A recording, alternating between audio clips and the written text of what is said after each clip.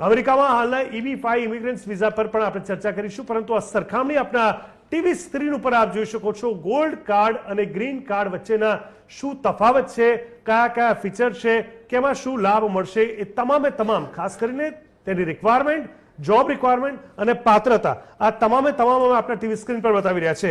આ જ મુદ્દા પર ચર્ચા કરવા હાલ TV13ના સ્ટુડિયોથી ઉપસ્થિત છે જેડી વ્યાસ, જે વિદેશ નીતિમાં જાણકાર છે. જેડીભાઈ, ખૂબ ખૂબ સ્વાગત છે TV13માં. સાથે જ આપણી સાથે જોડાયા છે પ્રશાંત ગઢવી. પ્રશાંતભાઈ, જેઓ રાજકીય વિશ્લેષક છે. પ્રશાંતભાઈ, આપનું પણ ખૂબ ખૂબ સ્વાગત છે. અને સાથે જ આપણી સાથે નયન પરીખ, કે જેઓ આર્થિક નિષ્ણાત છે, અને પાર્થેશ ઠક્કર, કે જે વિઝા એક્સપર્ટ છે. એ લોકો પણ થોડી વારમાં જોડાશે. નયનભાઈ, તમે પોતે એક આર્થિક નિષ્ણાત છો, અને મારે તમારી પાસેથી એ સમજવું છે કે સૌથી મુખ્ય અહીંયા ગોલ અથવા ઉદ્દેશની જો હું વાત કરું તો એની પાછળ એ ક્યાંક સામે આવ્યું છે કે US કન્ટ્રીનું પણ ટ્રિલિયનમાં દેવું છે, અને એમને પણ ફાઇનાન્શિયલી સ્ટેબિલિટી અથવા ફંડિંગની જે આવશ્યકતા હોય, અને પ્રશાંતભાઈએ જે વાત કરી કે ટ્રેડના રસ્તાને વધારે સાનુકૂળતા આપવા માટેનું આ એક પહેલ છે, તો આ પહેલ કેટલી પારદર્શિતાવાળી લાગે છે, અને આ પહેલ કેટલી ફિઝિબલ દેખાઈ રહી છે US કન્ટ્રી માટે? મને લાગે છે કે જો આ એક ઓપ્શન ઉભો કર્યો છે એ લોકોએ, ફિઝિબલ દેખાય છે, કારણ કે હજુ અમેરિકાનું આકર્ષણ લોકોના મનમાં છે જ. આપણી જોડે તો જગદીશભાઈ ઉભા છે, અને જગદીશભાઈ અમેરિકા અને ઇન્ડિયા બંનેના નિષ્ણાત છે. એટલે આજની તારીખમાં પણ જો ડંકીના રૂટ થ્રુ, બાકીના બધાના રૂટ થ્રુ, જેમ જે લોએસ્ટ કેટેગરી વાળા આપણે ત્યાં જે માણસોને બહુ નથી પોસાતું, એ લોકો પણ જો 50 લાખ રૂપિયા ખર્ચીને અમેરિકન ડ્રીમ પાછળ ગાંડા થતા હોય, તો 50 કરોડ રૂપિયા ખર્ચીને જેની પાસે પૈસા છે એને અમેરિકા પરસુ કરવાનું ચોક્કસ એક આકર્ષણ રહે. બીજું, આને પણ એમને ટાર્ગેટ જ રીચ લોકો કર્યા છે, એમને પુઅર જોઈતા નથી. એ તો બધા જે ડંકીવાળા છે એમને તો હાથકડી પહેરીને પાછા મોકલી આપે છે. એટલે કે મારે જે ઇન્કમમાં લોએસ્ટ સ્ટ્રેટા જે છે, જે લોકો આમ તેમ કરીને ભાગીદાર કરીને, તરીને, વન પાર કરીને, જીવ જોખમમાં મૂકીને આવે છે, એવા તો બધા પાછા અમૃતસર. અને જે મારે અહીંયા જે એક વેલકમ કરવા છે, એટલે રેડ કાર્પેટ એ લોકોના માટે જે 50 કરોડ રૂપિયા ઉપરવાળા છે. એટલે આનો જે એક પેલો સારો પોઈન્ટ છે, તમે કહો અમેરિકા માટે, અમેરિકાની ઇકોનોમી અત્યારે કોઈ હાઈએસ્ટ એક્સટર્નલ ડેટ આખા વર્લ્ડમાં કોઈનું હોય તો અમેરિકાનું. અને ટ્રમ્પ તો પોતે પણ એક પેલા એકદમ જ તોફાની ટાઈપ ઓફ લીડર છે. એટલે શું, એ બધી જાત જાતની વાતો કરી અને તરત ફટાફટ એની પર કામ બી કરી શકે એવા. એટલે એક સાઈડ પર એમણે કહ્યું કે જો ગમે એમ ગેરકાયદેસર મારે ત્યાં પગ મૂક્યો તો હાથ પગ બાંધીને તમારે ત્યાં પાછા ફેંકી આવીશ, અને જો તમારી પાસે પૈસા હોય તો વેલકમ છો, આવો $50 મિલિયન, 50 કરોડ રૂપિયા ખર્ચીને, અને તમારે માટે લાલ જાજમ છે, બધી વ્યવસ્થા છે. બીજું, EB-5માં જે છે એ ઇન્વેસ્ટમેન્ટ છે. જુઓ, એ પૈસા ઘણું ખરું પાછા આવશે, સારું થાય તો તમને 2 પૈસા રિટર્ન બી મળશે. આ પૈસા જે ફી છે, એટલે EB-5 થી હું ગણું છું કે આને ફરક એટલા માટે આપણે સમજવો જોઈએ કે EB-5 તમે અહીં ઇન્વેસ્ટ કરો છો, અને પાર્થિશભાઈ કહે 9% મળે, ત્યાં ઇન્વેસ્ટ કરો છો 2% મળશે, પણ એ પૈસા તમારા જવાના નથી. It is an investment. આ તો ફી છે. અહીંયા પૈસા આપો અને ગોલ્ડ વિઝા ખરીદો, ગોલ્ડ કાર્ડ ખરીદો. એટલે એ એક ફરક છે. બીજું, જુદા જુદા દેશોમાં આપણે જોઈએ તો આ બધા ઓપ્શન્સ ઊભા છે જ, કોઈ નવી વાત આમાં છે જ નહીં. ઘણા દેશોમાં ડાયરેક્ટ સિટીઝનશીપ, આ તો ગ્રીન કાર્ડ કરીને સિટીઝનશીપ આપે છે, પણ કરેબિયનમાં, બીજા બધા દેશોમાં તો ડાયરેક્ટ તમે આજે પૈસા આપ્યા અને કાલે સિટીઝનશીપ, એટલે કેટલા પીરિયડમાં જતા હોય એમાં સીધી. આવું કોઈ પરમેનન્ટ રેસિડેન્સી, ગ્રીન કાર્ડ જેવું કશું. એટલે મને લાગે છે કે બિઝનેસ વિઝાનો જે ઓફર એ બધા દેશોથી નવી વાત શું કરી છે અમેરિકાએ? અમેરિકા કહ્યું છે કે પૃથ્વીમાં સ્વર્ગ તો હોય તો હું છું, સૌથી વધારે આકર્ષિત દેશ હું છું, એટલે મારો ભાવ બી ઊંચો હોવો જોઈએ. અને ટ્રમ્પ તો પોતે બી વેપારી છે, એટલે એમનું કેવું છે કે ભાઈ કરું તો 50 કરોડની બોલી કરું, જેટલા આવે છે લોકો જુઓ. અને એમણે તો કેલ્ક્યુલેશન મૂક્યા છે કે આટલા લોકો આવશે તો $50 ટ્રિલિયન થશે, 1 મિલિયન આવશે તો આટલા થશે. EB-5માં પણ આંકડા અગેન પાર્થિશભાઈ વધારે ચેક કરશે. મારા હિસાબે 1 વર્ષના જરી પાસે મારે આંકડા છે, એમાં લગભગ 8000 લોકોએ વર્લ્ડ વાઇડ એનો લાભ લીધો હતો, 550 આમ તેમ. અને ઇન્ડિયામાંથી જુઓ તો લગભગ 600 થી 650 લોકોએ લાભ લીધો હતો. આ આપણી પાસે આંકડા છે. એટલે હવે 8000 લોકોની સામે વર્લ્ડ વાઇડમાં EB-5માં એનાથી 5 ગણું મોંઘું ગોલ્ડ કાર્ડ વેચવાની જે ટ્રમ્પ સાહેબ વાત કરે છે કે 8000 લોકો દુનિયાભરથી છે, એની સામે હું અહીંયા તમારી પાસે 10 લાખ લોકો લઈ આવીશ, 1 મિલિયન. એટલે એ વાતો તો એ પેલા વેપારી છે, અગ્રેસિવ છે, ટીવી સ્ટાર છે, જૂના જુદા પ્રોગ્રામ ચલાયેલા છે, એટલે એમને ખબર છે કે શું વેચાશે, શું વાતો કરવી, કેવી રીતે લોકોને લોભાવવા, અને વાતો કરવામાં તો પૂરા શુરા છે અને પાછા કામ કરવામાં પણ ચાલુ કરે છે. એટલે જેમ પાર્થિશભાઈ કહ્યું એમ આઈ અગ્રી કે એમાં બે ચેલેન્જીસ છે. એક તો કોંગ્રેસમાં પાસ કરવામાં, પણ એમાં રિપબ્લિકન્સ જે છે એ મેજોરિટીમાં છે. એક્ઝેક્ટલી. હવે તો બી એમાંથી અમુક લોકોને આ ચીજ ના ગમે ને એની સામે વોટ કરી શકે એવું બની જ શકે. ઇવન આપણા જે કાશ પટેલના કેસમાં પણ બે લોકોએ એની અગેન્સ્ટમાં વોટ કર્યા હતા. એટલે એવું બની શકે કે રિપબ્લિકન છે એટલે જ કંઈક જે ટ્રમ્પ સાહેબ કે એમાં આંખ મીચીને મત્તું મારી દે એવું નથી. દે માઇટ અપ્લાય ધેર માઇન્ડ ને સે કે મારે નથી કરવું આ. એ બીજું કોર્ટ એમણે કહ્યું એમ જે કોર્ટમાં બી આ પરિસ્થિતિ આવવાની જ છે કે કોઈને કોઈ કોર્ટમાં સ્ટે લઈ આવશે. એટલે આ બે એની અડચણો છે. ઠીક છે. પણ સામે એમણે ધરખમ ચીજો કરવી છે, એમણે ઇન્કમ ટેક્સ નાબૂદ કરવો છે, એમને એમ છે કે અમેરિકામાં તમે રોજ ₹1 ખર્ચો નહીં, બહારથી બધા પૈસા લઈએ, ચિંતા ના કરો, તમારો ટેક્સ માફ કરી દઈશ. હું ચોક્કસથી તમને અટકાવવા માંગીશ. આપણે આના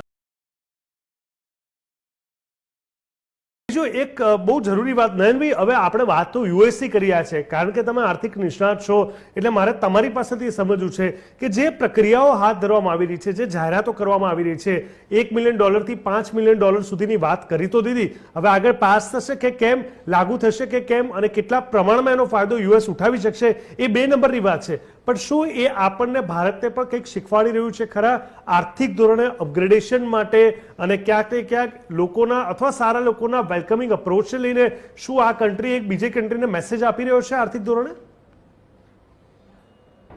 કે શીખવાનું તો ખેર અમેરિકા પાસે ઘણું છે અને ટ્રમ્પ સાહેબ પાસેથી ઘણું શીખવાનું છે.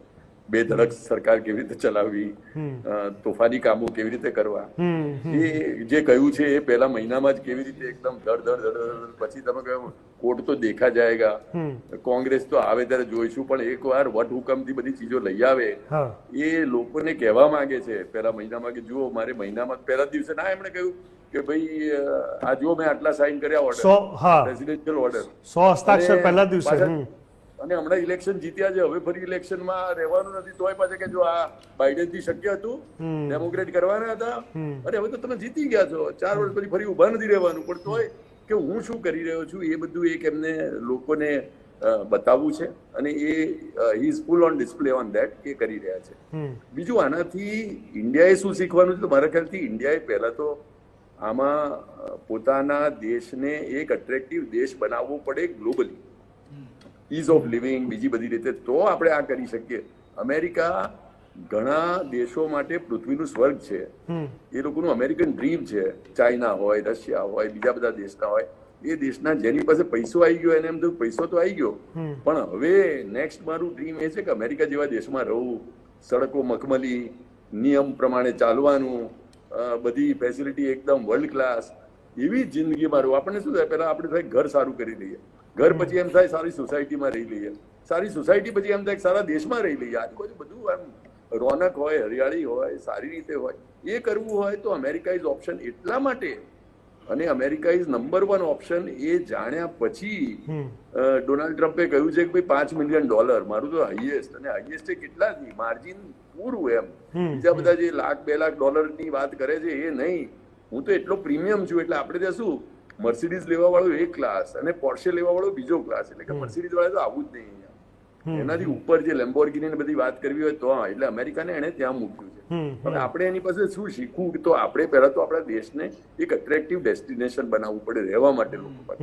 અત્યારે તો ઉપરથી રિવર્સ છે, દરેક વર્ષે જુઓ તો ઇન્ડિયામાંથી લોકો યુએઈમાં બીજે બધે સિટીઝનશીપ લઈને બહાર જઈ રહ્યા છે ફોર વોટ એવર રીઝન્સ. એટલે આપણે એને પહેલા તો ઉલટું કરીએ. આપણે ત્યાં આવવા વાળા કોણ છે? તો બાંગ્લાદેશી, બીજા બધા જે આપણે લોકોને જોઈતા નથી એવા લોકો આવી જાય. બિલકુલ, એને તો આપણે કોઈ બોલાવવા નથી. આપણે અત્યારે વધારે ભાવ આપીએ તો કોઈ આપણે ત્યાં રહેવા માટે અત્યારે આવે એવું નથી, કારણ કે આપણે ત્યાં ઇન્ડિયામાં આપણે આપણા દેશની પરિસ્થિતિ હજુ એક ગ્લોબલી હાયર ક્લાસ પર લઈ જવાની. બહુ સાચી વાત છે નયનભાઈ. જે લોકો કેનેડામાં છેલ્લા 2 વર્ષથી જે અલગ અલગ પરિસ્થિતિમાં મૂંઝાયા હતા, અથવા નથી પણ મૂંઝાયા, વેરી વેલ સેટલ હતા, પણ ટેક્સના કારણે, જે કેનેડાનો one of the main point છે કે જેના કારણે ત્યાંના સ્થાનિકો હેરાન થયા હતા, બીજું રેફ્યુજીને જે સપોર્ટ કરવામાં આવતો હતો એના કારણે હેરાન, આવા બધા મુદ્દાના કારણે આર્થિક ધોરણે જે તકલીફ થતી હતી, એ લોકો મેં જોયા છે કે એ લોકો ત્યાંથી દુબઈ શિફ્ટ થઈ રહ્યા છે. બેક ટુ ઇન્ડિયા નથી આવી રહ્યા, ત્યાંથી દુબઈ શિફ્ટ થઈ રહ્યા છે. એટલે આપણે ઘણી બધી રીતે અપગ્રેડ કરવાની જરૂર છે. લોકો છોડીને પણ આપણી પાસે ન આવે. તો મેં એટલા માટે ખાસ આ સવાલ તમને પૂછ્યો, કારણ કે આર્થિક ધોરણે આપણે ઘણું બધું શીખવું, સમજવું પડશે. એટલીસ્ટ એ એક્શન પ્લાન એમની જે છે વૈચારિક ધોરણે એ ઘણું મહત્વનું છે. બિલકુલ, હું જેમ ગણું કે એક તમારે ટાઈમ ફ્રેમ બનાવવો હોય કે કેટલા વર્ષો તમને લાગે છે કે આપણને થશે કે આપણે $5 મિલિયન ઇન્ડિયામાં લોકોને બોલાવીએ કે ચલો અહીંયા આવી જાઓ અને $5 મિલિયન આપવા તૈયાર થઈ જાવ. તો અત્યારે નથી દેખાતું કે તરત આપણે બધા જીવતા આવીએ ત્યાં સુધી થઈ શકે. અત્યારે કદાચ ઇલેક્શન આવતું હોય તો આવી વાતો એટલી સાંભળવા મળે. ખૂબ ઓછો સમય છે. પ્રશાંતભાઈ સહેમત છે. પ્રશાંતભાઈ, ડોનાલ્ડ ટ્રમ્પની યોજના આવા 1 કરોડ ગોલ્ડ કાર્ડ વેચવાની છે, અને 1 કરોડની વાત કરીએ એટલે અમેરિકામાં એટલી બધી મૂડી આવી જાય કે દેશની ખાદ્ય ઘટાડવામાં પણ મદદરૂપ મળી જાય. એટલે હા, તમે શું કહી રહ્યા હતા? હિન્દુસ્તાનની દ્રષ્ટિએ તમે જુઓ તો આપણને બહુ પેલું લાગે વધારે પડતું, ને પ્લસ લોકો આવશે. યુએસએ વસ્તીની જરૂર પણ છે, સાથે સાથે પૈસાની તો જરૂર છે. પૈસાની કોને ના હોય, ભલે એ જગત જમાદાર રહ્યો, પણ આ 45 કરોડ ઇન્ડિયન પ્રમાણે અથવા તમે $5 મિલિયન ગણી લો તો એ પ્રમાણે એની ઇકોનોમીમાં બહુ મોટું બૂસ્ટ આવશે. અને વર્લ્ડ વાઇડ લોકો આવીને કન્ટ્રીબ્યુટ જ કરવાના છે. અને બીજા બધા આમાં કેવું છે, આપણે હજી બી આ તો મને મારા દેશ પર ગૌરવ જ છે, પણ આપણે પ્યોર લેબરસની દ્રષ્ટિએ યુએસ જવા માંગીએ છીએ. બીજા બધા દેશમાંથી લોકો આવશે તો વ્હાઇટ કોલર જવાના છે. પ્રશાંત, બીજી એક વસ્તુ છે, શરૂઆતમાં આઈ ગેસ પાર્થેશભાઈએ ખૂબ સરસ વાત કરી કે જો તમારી પાસે વ્હાઇટ ઇન્કમ હશે અથવા વારસાગત હશે તો જ તમે આગળ વધી શકશો. પણ શરૂઆતમાં તમે એવું કીધું કે 5-10 કરોડ ક્રોસ કરેલા લોકો હશે, એક આ બ્લેકમાં કે 2 નંબર હશે, તો એ મેળ કેવી રીતે પડશે પછી? હજી બી બહુ ક્લિયર હિન્દુસ્તાનમાં પૈસો, ગ્રોથ, એવેન્યુઝ બધું છે, નથી એવું નથી. પણ જે ત્યાં ફેસિલિટી સાથે અને ત્યાં ઇઝી ગ્રોથ છે, કારણ કે આખા વર્લ્ડનું કેપિટલિઝમ છે, આખા વર્લ્ડની ઇકોનોમી ત્યાંથી ડ્રાઈવ થાય છે. એટલે ત્યાં જે ઇઝી ગ્રોથ છે એ બીજા બધા કન્ટ્રીની કમ્પેરમાં થોડો વધારે ફાસ્ટ છે ત્યાં. એટલે ફાસ્ટ ઇકોનોમીમાં એક પેલામાં ઘૂસવા માટે થઈને પ્રયત્ન થતો હોય છે. જેમ અત્યારે ભાઈએ જ વાત કરી, અને લોકોએ સવારથી આને ટ્રોલ કર્યું છે આપણે ત્યાં કે મારી પાસે 45 કરોડ હોય, મારે ક્યાંય જવાની જરૂર નથી, તો હું સૌરાષ્ટ્રના કોઈક નાના ગામડાના ગીરમાં બેહીને મારી જિંદગી કાઢી લઈશ એમ. એના જેવી વાત છે. આ ઇન્ડિવિજ્યુઅલ પરસેપ્શન ઉપર જાય છે. આને કેવી રીતે લોકો લે છે, દુનિયા લે છે, યુએસ લોકો કેવી રીતે લે છે, યુએસ સિટીઝન. કારણ કે યુએસ સિટીઝન ક્યાંક ને ક્યાંક આનાથી બેનિફિટ નથી મળવાનો. આમ જોવા જાવ તો વ્યક્તિગત રીતે જે લોકો આવશે તમને સિટીઝન આપે છે, પછી એ ત્યાંની એક નોકરી ખાશે, કોઈક નોકરી કરશે, કોઈક ધંધો કરશે. આજે હું ત્યાં જઈને શું કરીશ, નવરો તો બેસી નહીં રહું. તો 45 કરોડ ખર્ચીને સપોઝ હું ગયો તો હું કોઈકની નોકરી ખાઈશ, હું કોઈકનો ધંધો ખાઈશ, હું કોઈકની જગ્યા લઈશ. એટલે આ બધી જગ્યાએ લોસ કોને છે? આપણે જે નથી કહેતા આ મહારાષ્ટ્રનો મરાઠાનો અનામતનો મુદ્દો કેમ છે કે ભાઈ મહારાષ્ટ્રમાં Gujarati public, Rajasthani public, Punjabi public વધી ગઈ એટલે અમને અન્યાય થઈ રહ્યો છે. એ રીતે અને ડોનાલ્ડ ટ્રમ્પનું મેઇન વિઝન જ એ હતું, એટલે મેઇન મિશન બી લોકોને જ બતાવવાનું હતું કે ભાઈ હું યુએસના નાગરિકને પહેલા ન્યાય અપાવવા માંગુ છું. આ તો યુએસની ઇકોનોમી માટે થઈ રહ્યું જે થઈ રહ્યું. આનાથી યુએસ સિટીઝનને કોઈ ડાયરેક્ટ ફાયદો કે ગેરફાયદો નથી. બિલકુલ બિલકુલ બિલકુલ ચોક્કસથી. એટલે ચોક્કસથી એક વાત તો સ્પષ્ટ છે કે તમને ઉદ્દેશ બહુ વધારે પડતો ક્લિયર છે, અને આ એક ગોલ્ડથી પ્રીમિયમ કેટેગરીની એક આખી વાત છે. અમાઉન્ટ ઘણી વધી છે, ફાયદાઓ ઘણા વધ્યા છે, પરંતુ સિટીઝનશીપને ક્યાંય ફાયદો નથી. બીજી બાજુ એ પણ સમજવું પડશે કે જેટલા બેકલોગમાં હતા, જેમ કે પાર્થેશભાઈ કીધું, એ લોકોને કોઈ ક્યાંય નુકસાન થાય એવું કંઈ લાગતું નથી.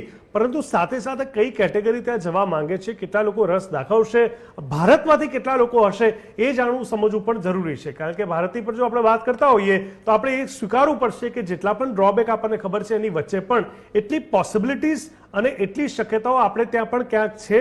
અમુક રાજ્યોની અંદર પોતાના ઉદ્યોગ સ્થાપીને એમએસએમઈ સેક્ટર પણ આપ જોઈ શકો છો, લોકોને રોજગારની પણ આવશ્યકતા છે. હવે એવો કોઈક વ્યક્તિ જો યુએસએ પસંદ કરે છે તો આપણા માટે પણ ક્યાંક સમજવા જેવું છે કે આપણે એમને સાચવી નથી શક્યા, એના જેવી વાત છે. પણ આ તમામની વચ્ચે ડોનાલ્ડ ટ્રમ્પની આ ફાસ્ટ એક્શન યુએસને અને યુએસની આર્થિક સ્થિતિને કઈ દિશામાં કેટલી ઝડપથી ક્યાં પહોંચાડે છે એના પર વિશ્વભરની નજર છેલ્લા કેટલાક સમયથી જોવા મળી રહી છે. નયનભાઈ પરીખ અને જેડીબી વ્યાસ, આપ બંનેનો ખૂબ ખૂબ ધન્યવાદ. જે રીતે આર્થિક ધોરણે નયનભાઈએ જેડીબી વિદેશના તમામ મુદ્દાઓને લઈને આપે ખાસ પ્રકાશ પાડ્યું, પ્રશાંતભાઈ ગઢવી સ્વાભાવિક રીતે રાજકીય ધોરણે અને ભારતના તમામ એંગલ સાથે પણ આપે ખૂબ સરસ આજે વાત કરી. આપનો પણ ખૂબ ખૂબ ધન્યવાદ. અને પાર્થેશભાઈ, આપનો પણ ખાસ ધન્યવાદ, કારણ કે આપ વર્ષોથી સંકળાયેલા છો, ઘણા બધા લોકોને આપે યુએસ મોકલ્યા પણ હશે. ત્યારે હવે કેવી માનસિકતા આગળના સમયમાં EB5 કેટેગરીને પણ લોકોની અંદર જોવા મળશે અને કેવો પ્રવાહ જોવા મળશે, કેમ મળશે, એને લઈને પણ આપણે વિશ્લેષણ કર્યું. પાર્થેશભાઈ, આપનો પણ ખૂબ ખૂબ ધન્યવાદ. તો દર્શક મિત્રો, ચર્ચા છડે ચોકમાં બસ અત્યારે આટલું જ. દેશ, દુનિયા અને ગુજરાત રાજ્યની પડે પડની વિગત માટે આપ જોતા રહો TV13 ગુજરાતી, હકથી ગુજરાતી. નમસ્કાર.